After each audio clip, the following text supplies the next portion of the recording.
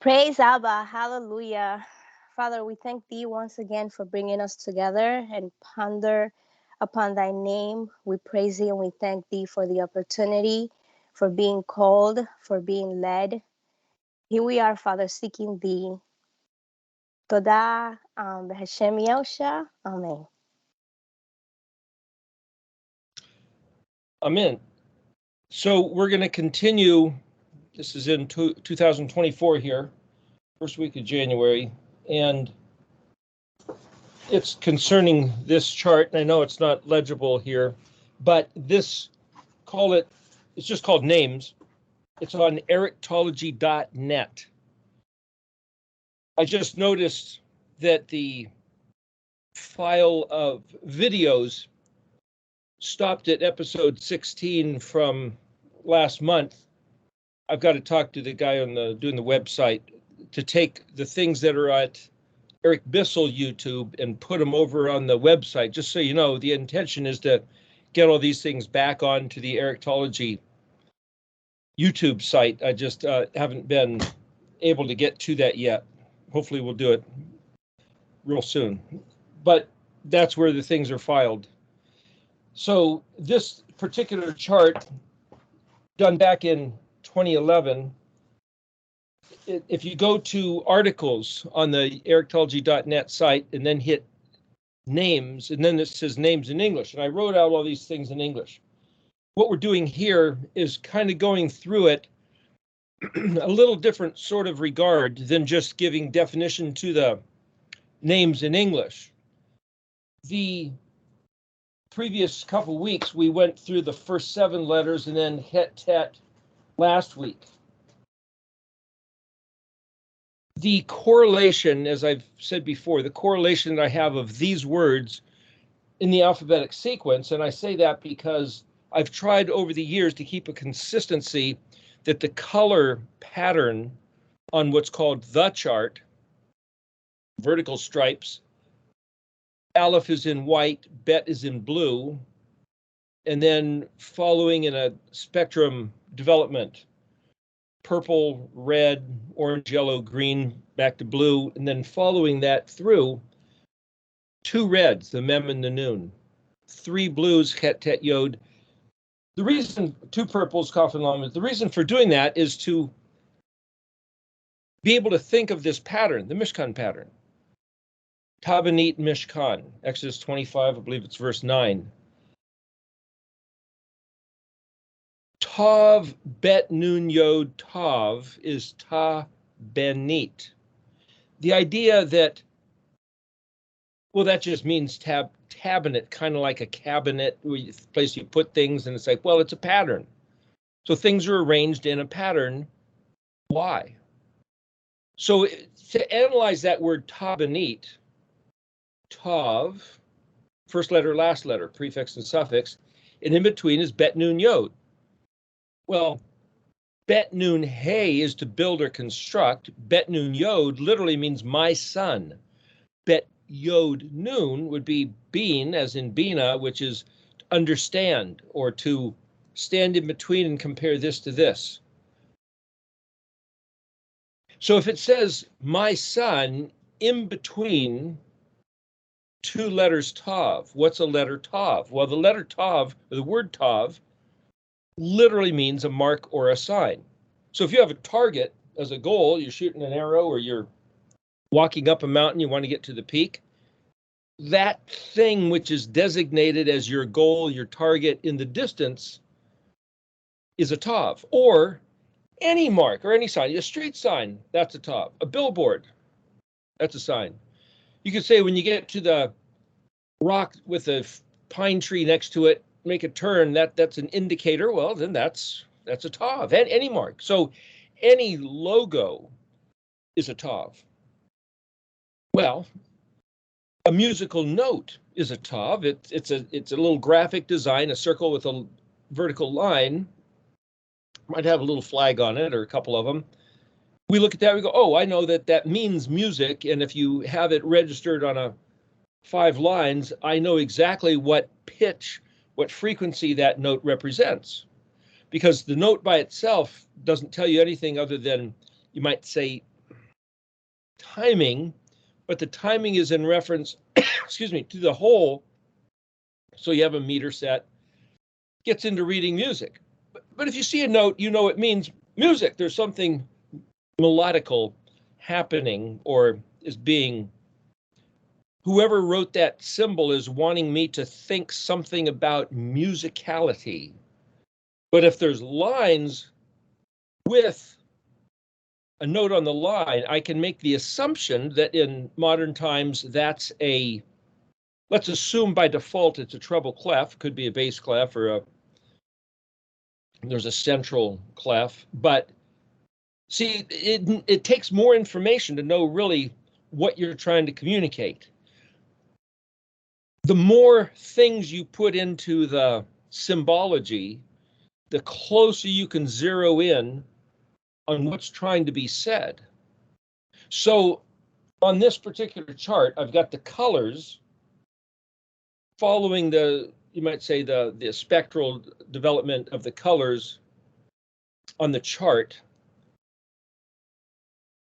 And I try, like I say, I try to keep consistent throughout all the various graphics that I've been working on the last 20 years or so to make things hopefully stick in your mind. I had heard somebody said,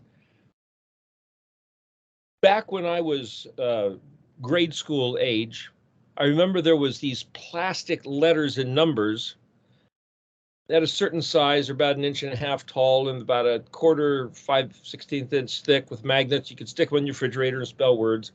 And every letter had a different color. And those things, they might still be in use. I don't know that they are, but for a good 20, 30 years, 40 years maybe, that was a pretty standard child's, not just exactly a toy, more like gear, like teaching a child how to read.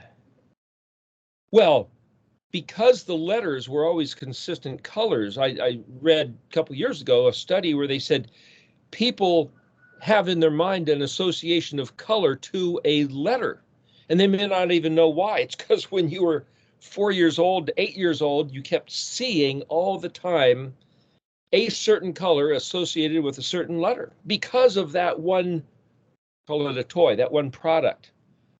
That's real interesting. So as I mentioned last week and previously, the color sequence blue, purple, red, white linen, gold thread is always mentioned in the same order. It's never just shifted around as if it was arbitrary, like purple, red, and blue, or red, blue, and purple. It's always blue, purple, red, white linen. Why? So I whimsically, you might say, associated, well, there's 4 colors in an order. Hey, Yod-Heh-Vav, hey, the great tetragrammaton. And again, in Greek, tetra means 4, and gramma, where we get the word grammar, grammaton, the root of the word graphic, it's just something that you write. Words, letters, 4-letter, tetragrammaton. So the on suffix is a Greek thing. So if there's this, what they call the ineffable, you can't speak it, you'll pollute it. So don't anyway, it's the great sacred name. So if there was ever a song, which I remember hearing in church, worship song, the most beautiful name, the greatest name, the name above all names, it's not a made up Greek, Latin, English. It would have to be Yod-Heh-Vav-Heh, Yahweh. Any other distortion, permutation, development is not the sacred name, the set apart name. And it goes back to Exodus 3. Moshe said, "Who shall I say sent me?" Ehyeh. Tell him Ehyeh sent you. Okay. And then he goes on to elaborate, Ehyeh, Asher, Ehyeh, or Ayah, or however you want to pronounce Aleph, Hey, Yod, Hey. You pronounce it with 4 letters. Aleph is silent, but by default it's given the eh. So Aleph Tav can be pronounced et. Bereshit bara Elohim et hashemayim va et haaretz. Genesis 1:1. Et is used twice. But the aleph is silent, so you don't go or ta, because you got to put something in for the sake of comprehension, even though the aleph is silent. So you speak a certain way, you read a certain way, you got rules for pronunciation, but the one wanting to understand, if you're trying to understand for yourself, you've got to have, you might say, some gear, some tools, some equipment, understanding of what to do with all this stuff. And if I was to say then, oh, here's some understanding, tav is a marker, a sign. So culturally, at least in my experience, being American, if you're going to sign a contract, somebody puts an X, and if you're in agreement with all the notes, then you sign your name. Whenever somebody wants you to sign your name, they put an X there. That's just what you do. But X literally means, well, here's a marker, a sign. Well, signature, signature, signature, signal, sign. It's all the same root. Ensign, like a flag or a banner, sign. It's all a sign, a symbol of what? Well, it means something. A logo is an ensign of some company, some military group, some collection of people that come up with a logo for themselves. Your signature is your personal logo. So some people write their name very carefully, crafted every letter, and some people just do a scrawl, and it's just your logo. My point is, if a musical note, a company logo is a sign, a tav, then literally every one of the 22 letters are a tav. They're a sign, a symbol, which means something. How do you know what it means? By me wrapping my mind around the meaning of the letters yud, hey, vav, and then a hey again, happens to be the numbers 10.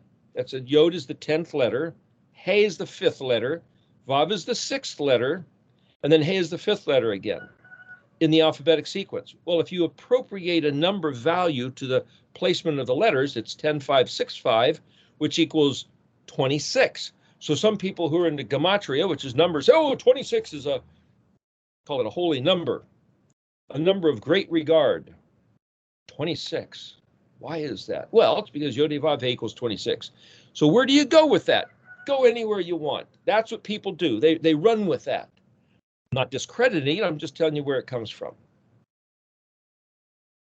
But then if I look back and say, why does he say blue, purple, red, white letters? So then I, back in like 2004, 2005, when I didn't even know the Hebrew alphabet at that time, but I saw that it was matched this Mishkan pattern, and now I'm just thinking, pondering.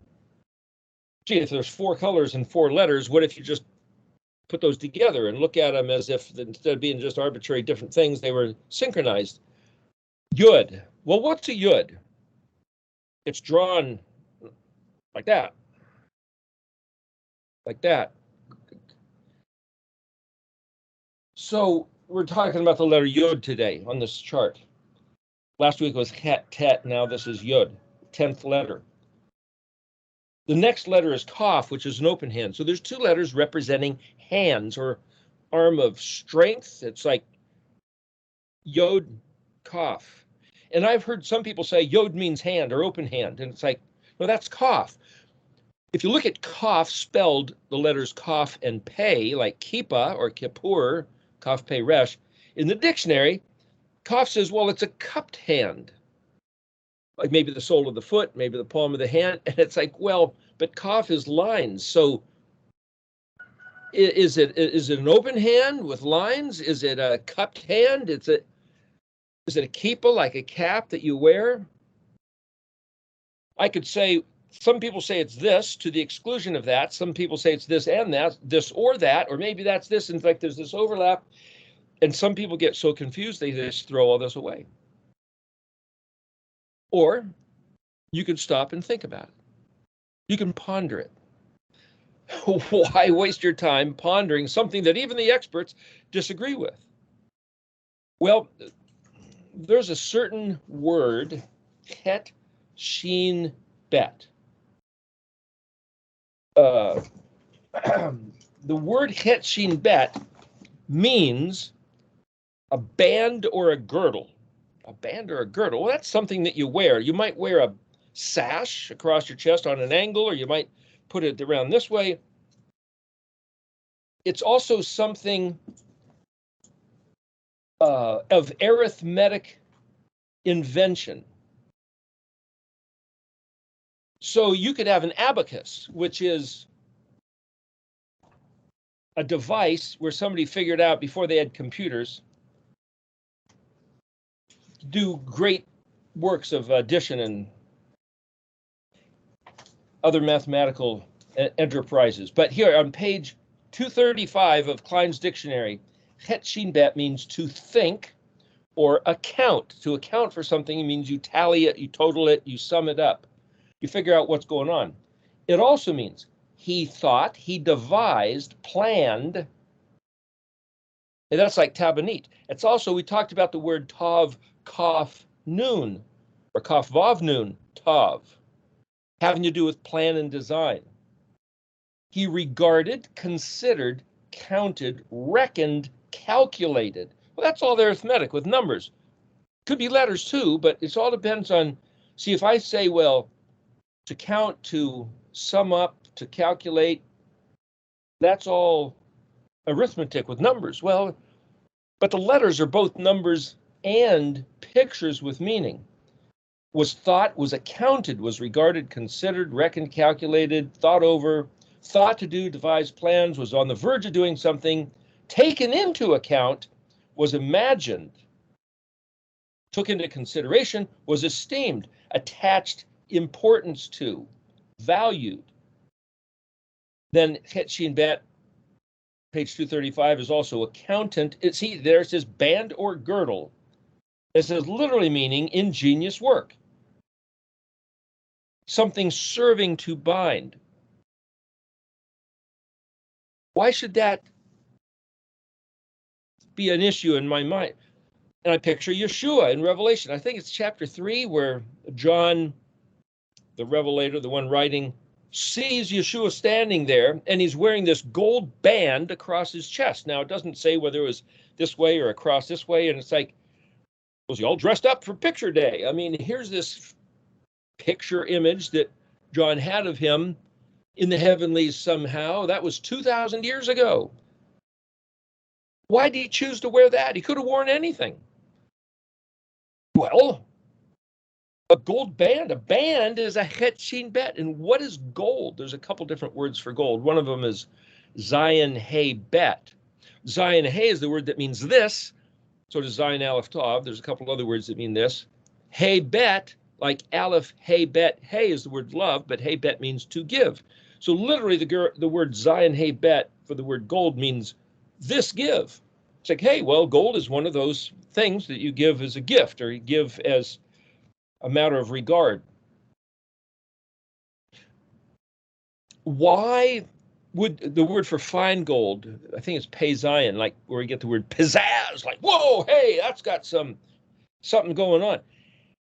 Why is Yahusha wearing a gold band? Because the word band is Het Shin Bet, and it means think, give account. Well, now I can tell you what I did. Somebody else can say this is what we've done, or this is what the rabbis thought, or some theologian. You got to do it yourself. Well, how much time? I already spent an hour. Spend thousands of hours. See, this exact same word is the one used in Malachi 3:16, where Elohim, we get a picture of the throne room, you might say.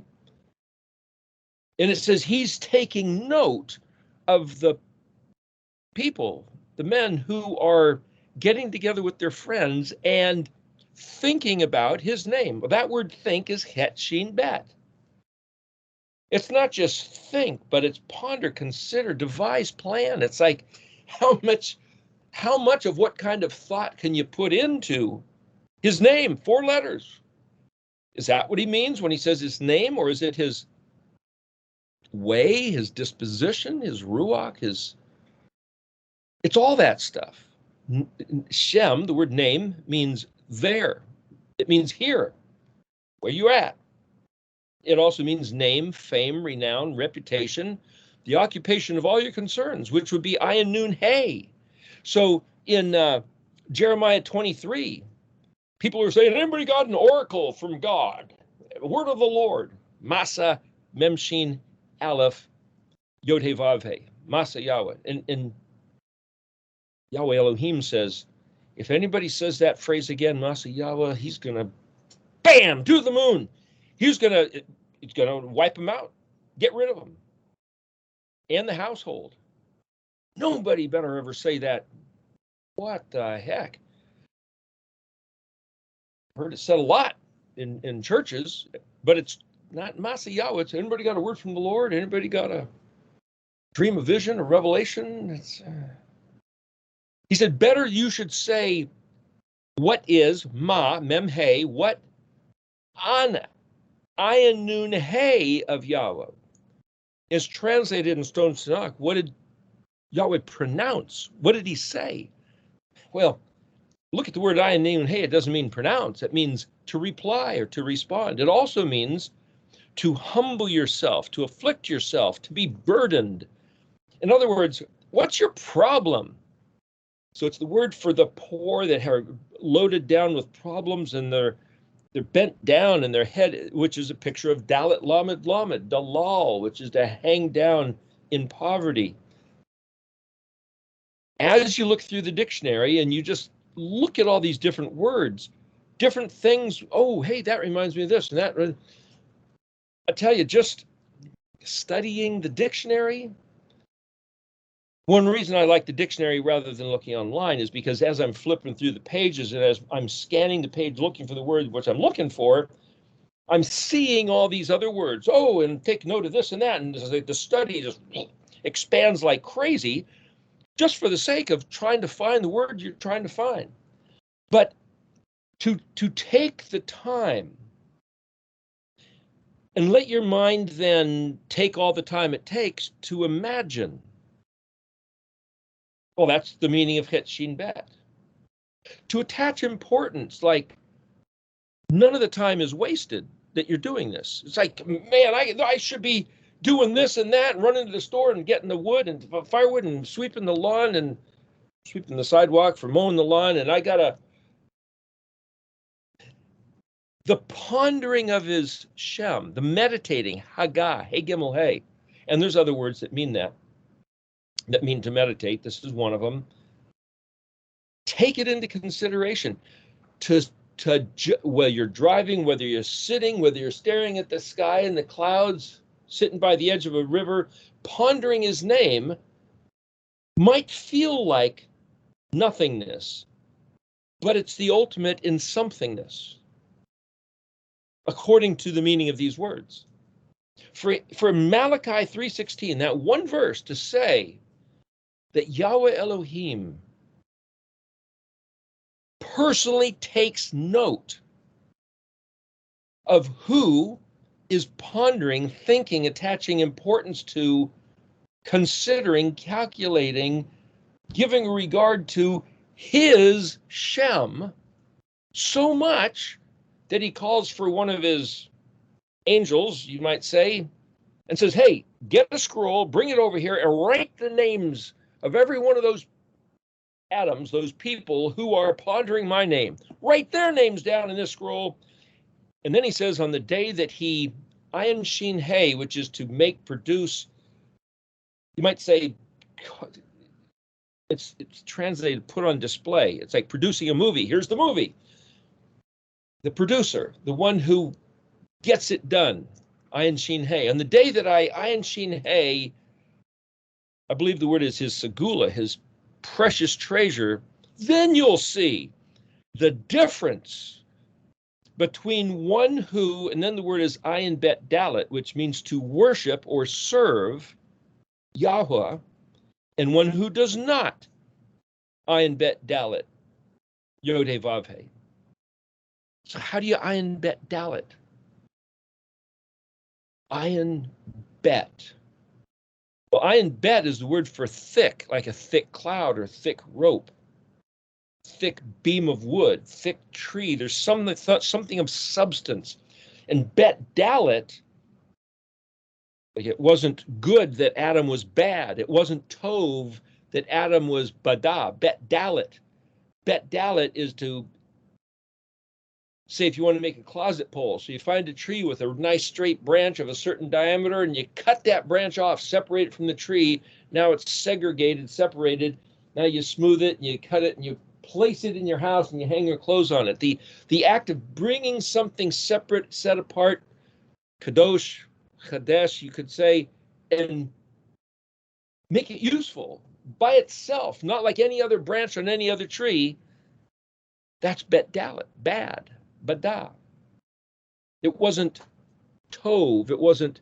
So the word tov is translated good, but there's more to it. If you look at tet yod bet, that's tov is tet vav bet. Look at derivative spellings with yods and vavs, different prefixes, suffix. It literally means healthy, strong, useful. Tet is a basket, but actually more like a full basket. And bet means in as a prefix letter, in, on, with, among, through, against, in the capacity of. So tetvav bet, bet is an object. So you could say an object of full capacity, full use, full capability. Tov. Well, that's just the word tov. And it wasn't good. It wasn't tov that Adam was by himself. So Hua or Eve was made for Adam's companionship, co-laboring.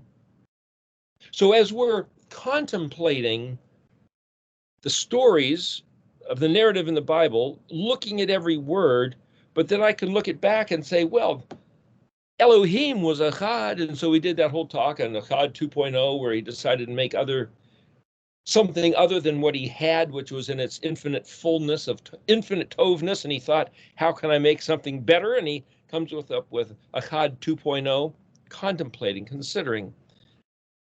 That's going from the Vav status to the Resh status. Okay, so he makes or Aleph Vav Resh. I'm going to go from make something from Vav status become Resh status. Man, this is so great. I'm going to make a man, Adam, for him to go on this journey from Vav status to Resh status. Wow, how wonderful. And I'll be with him. I'll co-labor with him. Help him. Make sure he gets to that destination, Tav, starting with this Aleph. And so as I'm pondering the spelling of words, I'm pondering the using of words in the various scriptures, the stories, and I'm putting them together in my mind. And the more scripture you read, the more you know, the more words you look at in the dictionary, the more you ponder the meaning of the letter and the sequence, which letter in the alphabet, what letter came before it and what after it. You can easily get thousands of hours of time in your own contemplations. Or you can do a Bible study with a friend, a spouse. But if you don't do that, you're not going to get your name written in that book, because that verse says, whoever het shin bets, the Shem of Yahweh, he so appreciates it that he's going to write that person's Shem, that Adam's Shem, in that special Sefer scroll. And it's going to have an eternal repercussion, ramification, an eternal consequence. And we don't even know what that means. But if you could aim at a goal, if you were going to consider that this journey on the face of the earth was for a temporary occasion, space of time, a span of between here and there, birthing to dying, whether it's a day, a year, 100 years, 1,000 years, what's the best thing you could possibly do to make use of your time? There's a certain amount of energy, of expense that it just takes to secure food, whether you buy food, whether you farm food, whether you forage for food. food, shelter, clothing, transportation to accommodate all that takes so many hours of one's life. People in, you might say, more primitive environments. I heard it once said, some 100-year-old lady, somebody said, what's the greatest invention in your whole life? Running water. It's like, running water. You might even add to it hot running water. The amount of time and effort it takes to carry a bucket, how far is the stream? Or do you live by a well? Or do you have to dig the well? Or do you have to, and then if there's a shortage of water, people trying to get it from you, robberies, but to sit in your house and just turn on a tap of hot water and then filtered clean water, and man, what a convenience. Well, we might save hundreds and hundreds of hours of time because we have hot running water. And the fact that we have safe space, conditioned space, refrigerators, ovens, man, there's so much time. What do we do with all that saved time? There's a lot of stuff to watch on the TV or the internet. Or you could just sit and contemplate Yahweh's name. And it's like, and do what with that? You're banking unto eternity. That's what you're doing with that. How do you invest in eternity? If you could spend your time doing something on the face of the earth that would be accredited to your regard, your account, with eternal significance. It's like a savings account. If it's a high yield, I'm going to put $1 in, and maybe 10 years later, I'll have $10 back, maybe $100 back if it's like stocks or bonds. Or for every little bit of effort you put in contemplating this stuff, what did Yahweh say? What's his burden? Ayin Nun Hey. And our burden. You want to know what his burden is? You can find out. Learn how to read. If you learn how to read the Hebrew, you'll see for yourself what his burden is.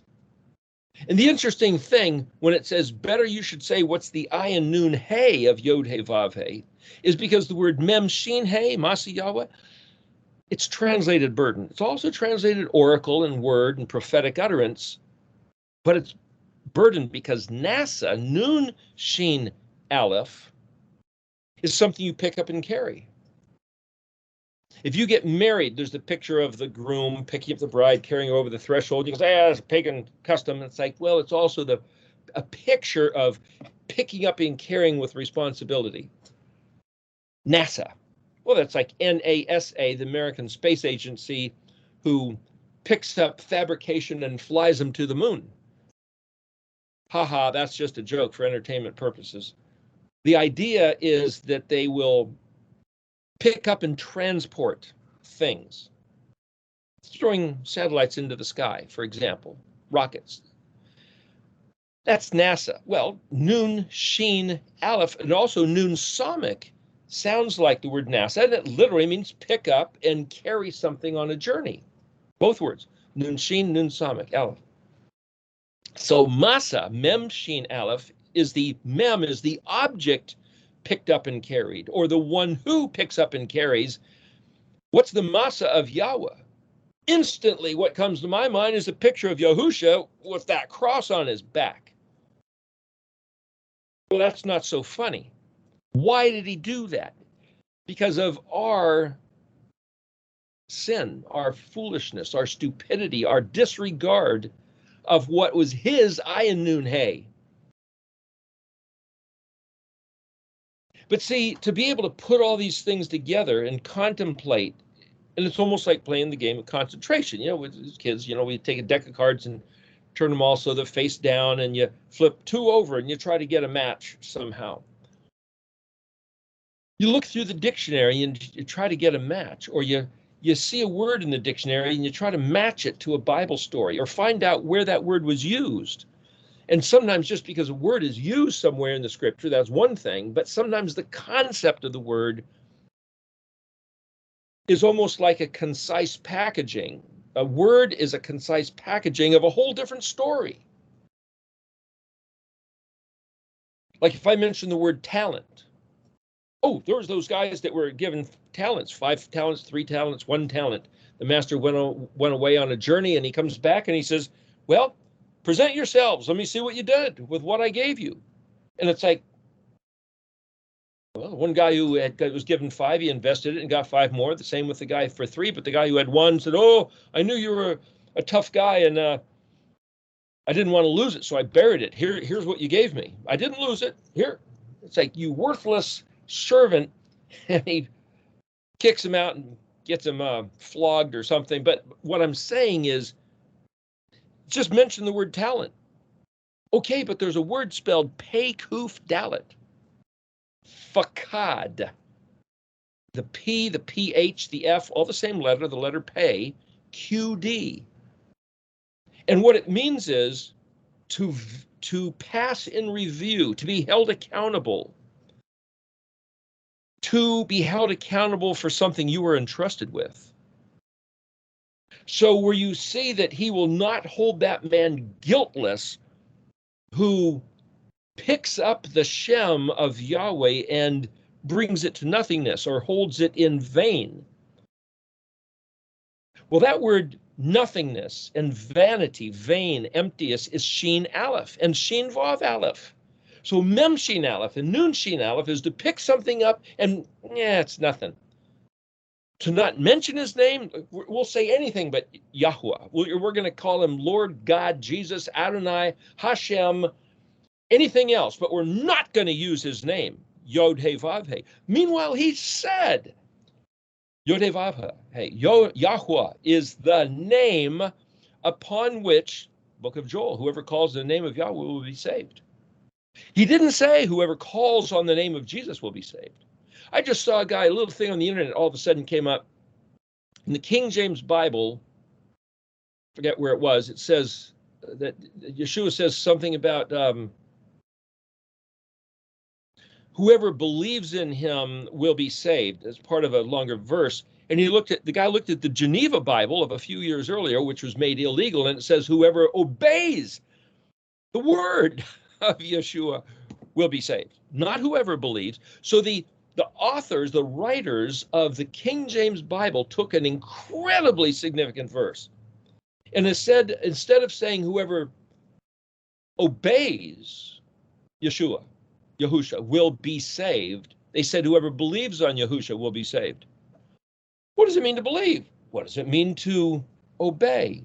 See, in Hebrew, the word Shema, Shin Mem Ayin, means to hear and believe and then to do. So if you say, well, I believe. The word Aleph Mem Nun means to be faithful, but Aleph Mem Nun, or Hey Aleph Mem Nun, or Aleph Mem Nun Hey Amunah, where we get amen, literally means to be skilled because you're trained, because you're educated. That takes time. And it means to be found responsible, faithful, the word fidelity. The U.S. Marine Corps logo of verbiage, you might say, is Semper Fidelis, always faithful. We're never going to fail. High fidelity, like music, high fidelity stereo is to say true to the music, true to what it was supposed to be. Same concept. The word amen means steadfast, reliable, trustworthy. You can reckon me to be faithful. You entrust me with something and I'm going to do it. I'm going to carry it through to the end. That's what amen means. Well, to ponder who is Yahuwah,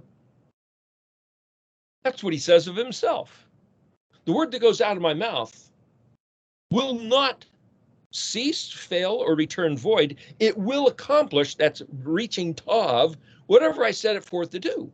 Well, then, so when you see the Aleph shaped like an arrowhead, being the shape of an ox head, which is something that's yoked up, burdened, Ayin Nun Hey, you put a yoke on an ox head, and he pulls whatever you're putting behind him, whether it's a carriage, whether it's a plow, whether it's something on his back, but he's going to pull that until you get to a mark, a destination, a Tav. So Aleph becoming Tav is pictured by the archer determining a target, making an arrow, putting fletchings on it, make sure it flies straight, getting a bow with enough power, aiming it and hitting that target, bullseye.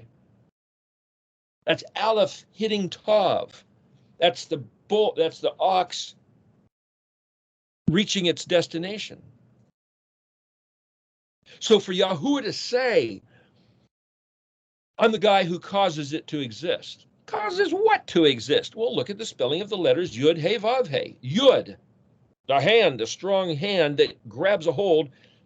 But the word, that's a prefix letter, typically regarded as he will. That's third person projecting into the future. Then He, Vav, He, as a word, anything that's He's, Yods, and Vavs, it throws in Alephs and Tavs too, but any word composed of Yods, He's, and Vavs always means to exist, some aspect of existence.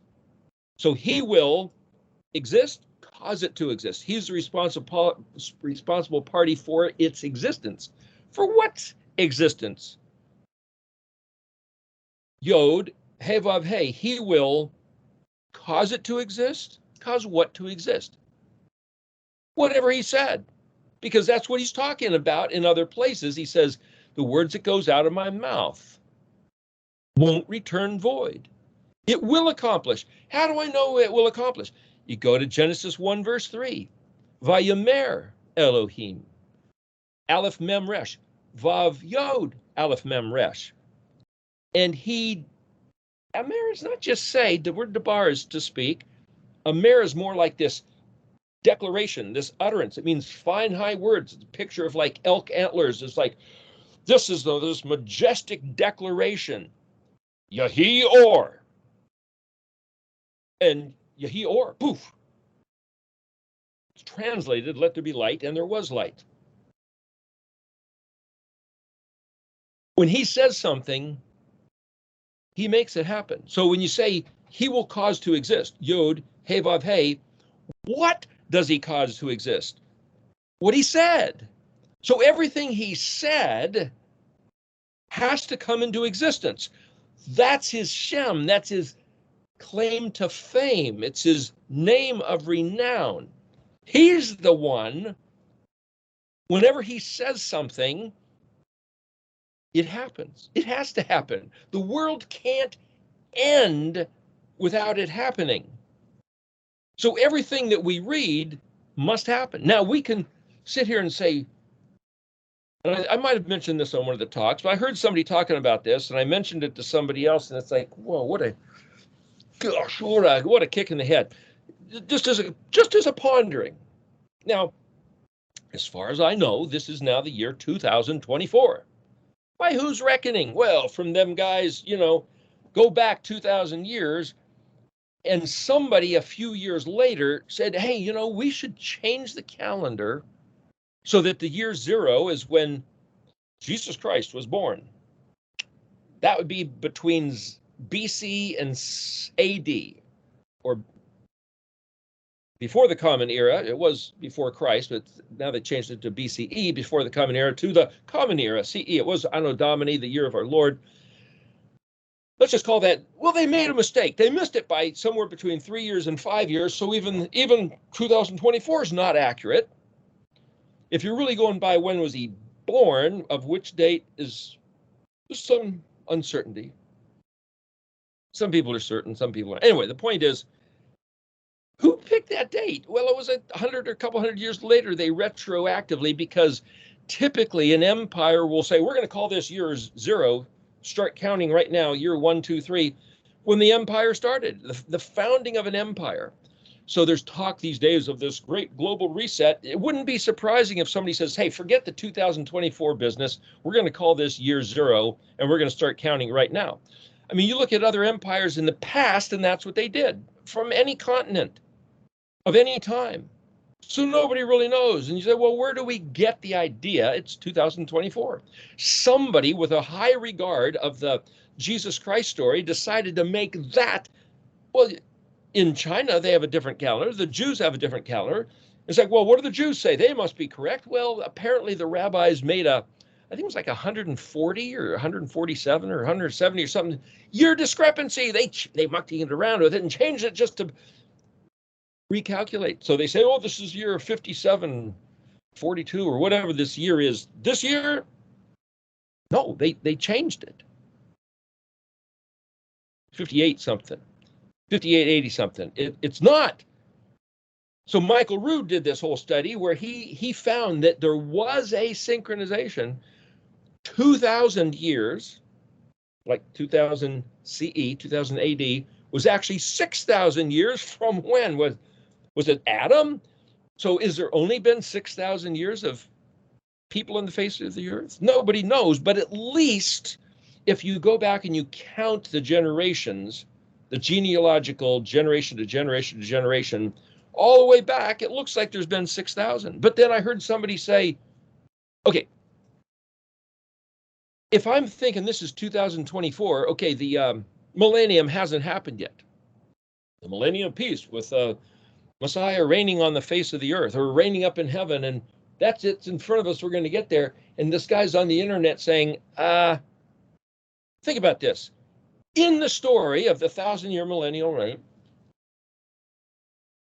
it says in, I forget where the passage is, somewhere in the Old Testament, it says, a child who is born and only lives to be 100 will be like he's being born and dying as a child. Only lives to be 100. So there's this talk, just like Adam lived nearly 1,000 years, and everybody before the flood and right after the flood lived about 1,000 years. And then after the flood, they started diminishing, 700, 600, 400, 200, and then down to 100. Because there was pollution, there was different, not as much nitrogen, oxygen in the air, things started changing. It wasn't like a greenhouse anymore. And whatever the things were going on, the lifespans of people started getting shorter and shorter. And then there's this theory that, well, when the restoration of the kingdom happens, he's going to make nature go back to where it's supposed to be, and everything's going to be wonderful, and people live 1,000 years again. So one generation might be the 1,000-year millennial reign. But that's in front of us, and it's like, well, what would it be like to be one of those children born during the millennial reign who don't know anything about the previous world on the face of the earth, living as an Adam, a human being, going through all the struggles we go through with wars and sicknesses and struggles against nature, too hot, too cold, hurricanes, earthquakes, climb a mountain, slip and fall down, get hurt, that type of thing. It's like, is it all going to be different? Wonder what it'd be like. And then to think, oh, gee, everybody lives 1,000 years, but if you get sick and you see people dying at 100, it's like, poor kid. I mean, that was pretty young. To us, man, 100 is a old age now. Well, this guy was saying, hey, guess what? The whole thing about the Dark Ages, 4, 5, 6, 7, 800 CE? It's all a fake. That was the millennial reign. What?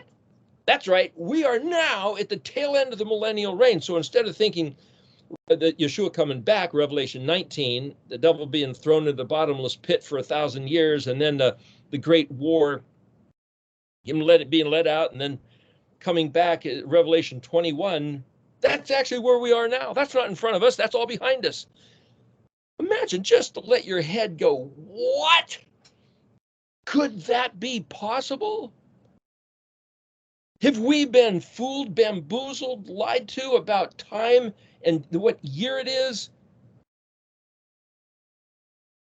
What if that were true? Just to allow your mind to go there for a moment and going, suddenly I'm completely disoriented. I don't know where I am. I don't know what time it is. I don't know who I am. And it's like, it's like, no, it doesn't change anything. It really doesn't change anything. What we've been talking about this whole study is according to Scripture, it is written. Yahushua said that. It's written. Bereshit.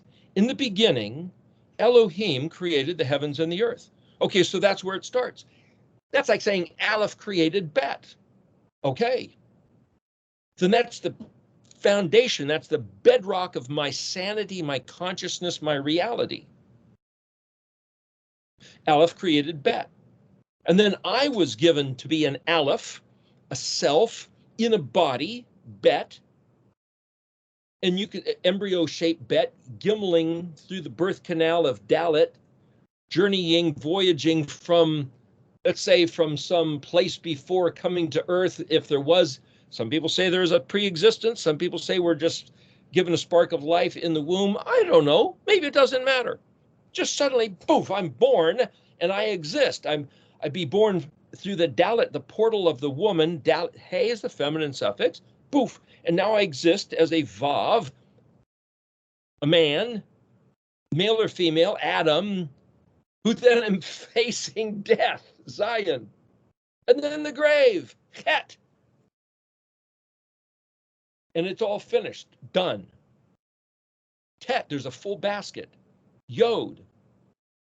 Well, what is that yod? Now, if I say this represents the grave and you're dead, you're done. Okay, well, Yahusha said, whoever believes in me will never die. Well, then Chet's not dead. Well, it's a sepulcher. It's dead of the mortal flesh, but the self, the Aleph, doesn't die. Well, what's Yod? He basically said, if you're mine, I gotcha. If you die, if you're put to the weapon, Zion, that's a translocation, a transporting into the kingdom, Chet, the kingdom with blue, purple, red, white embroidery. I can picture that. That's Yodevav. Hey, that's his kingdom. And then there's this Tet.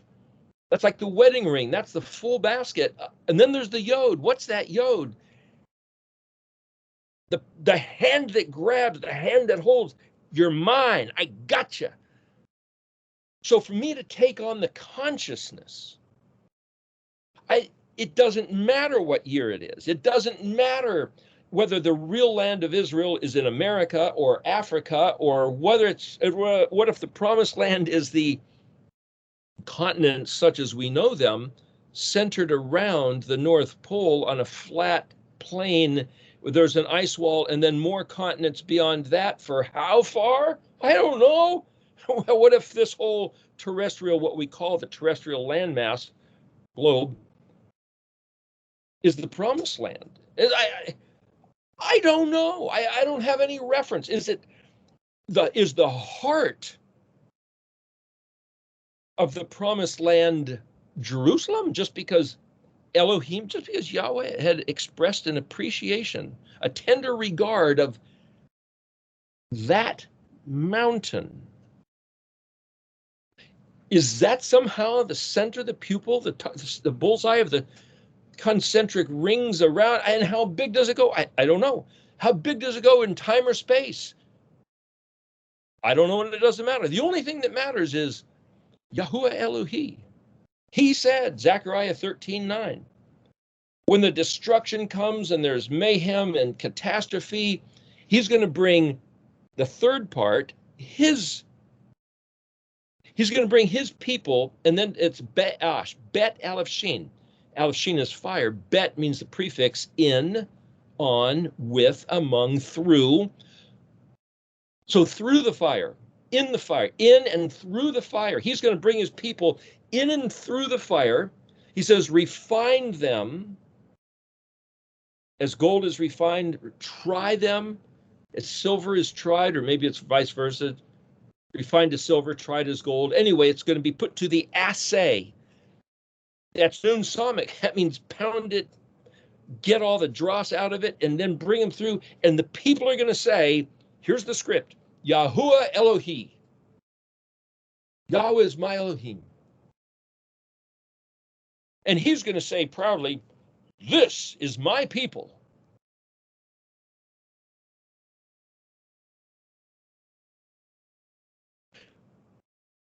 That's then our objective. So it doesn't matter. I just heard, just for what it's worth, I don't know what to make of this. Recently, just within the last few days, in Miami, Florida, whether they were Nephilim, whether they're space aliens, whether they're demons, whether they're holographic projections, whether it's somebody's imagination, apparently a number of 8 to 10 foot tall, gangly looking, let's just call them space alien creatures, appeared at a shopping mall. Everybody goes screaming, running, and hundreds of police cars show up. And the excuse was, youth with sticks were causing trouble. Meanwhile, every single person who had a video camera, in order to, they locked down the area, and anybody leaving, they checked the phone to make sure nobody had any images. This is what this person was saying. It's like, did that really happen? Maybe it did, maybe it didn't. The point is, if space aliens, if demons, if Nephilim, if giants, if whatever these things are don't exist, they can make holographic projections to look like they do. But whether they do or not, my concern is Yahweh Elohi. Doesn't matter what year it is, doesn't matter what land it is. It doesn't matter if there's space aliens, demons, Nephilim, or dinosaur. I don't know what they are. Yahweh Elohi. So this concept of the yod is my strength. See, the yod suffix means my. The yod prefix means he will. And the yod vave, he will cause to exist everything he said. Then if he says, I've got you, you're mine. You're my personal possession. I could see the het tet yod as here's this kingdom, here's this basket, here's this, like putting a band on a pigeon's legs of ownership, a collar on a dog, a wedding ring. That's kind of like the tet. And yod is claiming ownership. 5 minutes. So if I sit there and say,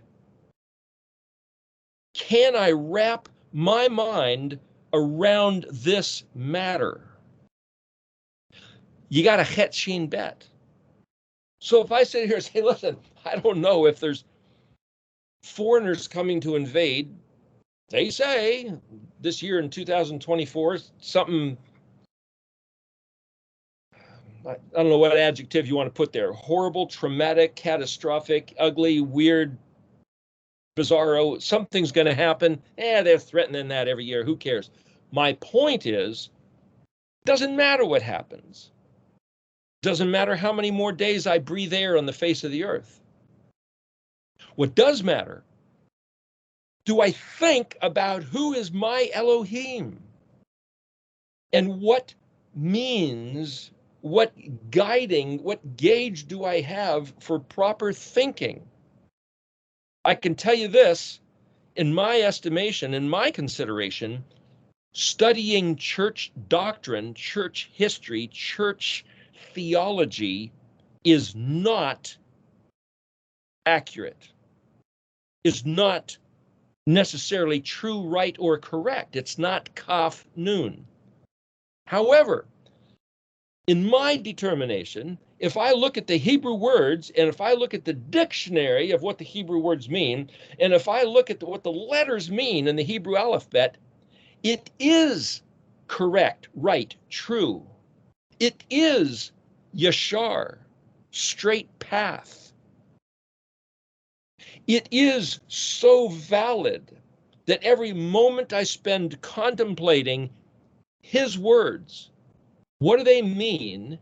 As I'm doing that pondering and calculating, I'm constantly, the inner me, my mind, my being is constantly like, it's like putting a rock inside a tumbler. My parents gave me this gift once as a kid, this little, wasn't big, little jar, and you throw some stones in there with some aggregate, and it tumbles them and polishes them, makes them smooth. It's just sit there and run the thing for a month, just this slow little turning, and it's just the constant. And you could say, well, yeah, there's no, if you take a hammer and a chisel, and there's a certain first step of refinement, but the finer refinement is just this little polishing. You can glaze and polish with some really finer and finer, like 6,000 grit or something if you want. But what I'm saying is that the contemplating of Yahuwah's words to me feels like fine polishing of a gemstone. And you maybe don't even know what's happening, but as you're thinking about the words, and you're thinking about what did he say, and you're thinking about who he is, and you're thinking about the stories, and you're looking through the dictionary, and you're pondering the letters, yourself, your alephness is getting refined and polished.